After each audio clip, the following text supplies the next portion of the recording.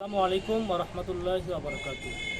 গীবত হচ্ছে একটি কবিরা গুনাহ, যার সম্পর্কে মহাগ্রন্থ আল কোরআনের মধ্যে বলা হয়েছে নিজ মৃত ভাইয়ের গোস্তের সাথে তুলনা করা হয়েছে, গোস্তে খাওয়ার সাথে তুলনা করা হয়েছে।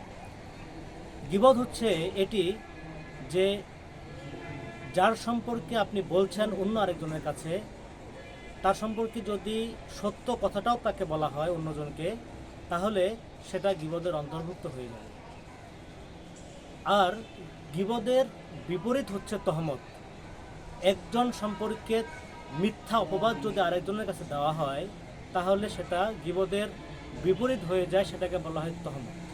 এটা গীবতের থেকেও আরও ভয়ঙ্কর গুনাহ, দুটাই কবিরা গুনাহের অন্তর্ভুক্ত। এই গীবতের কারণে সমাজের মধ্যে ভাইয়ে ভাইয়ে হিংসা, ভাইয়ে ভাইয়ের মধ্যে দূরত্ব তৈরি হয়, একজন আরেকজনের কাছ থেকে বিচ্ছেদ হয়ে যায়। তার কারণ হলো, যা আমি পছন্দ করি না সেটা যদি আরেকজনের কাছে অন্য কেউ বলে দেয়, তাহলে এটা নিশ্চয়ই আপনি আমি যে হই না কেন কেউ এটা পছন্দ করবে না। সুতরাং অন্যের গুনাহকে, অন্যের খারাপ দিককে অথবা ভালো দিককে গোপন রাখার চেষ্টা করুন।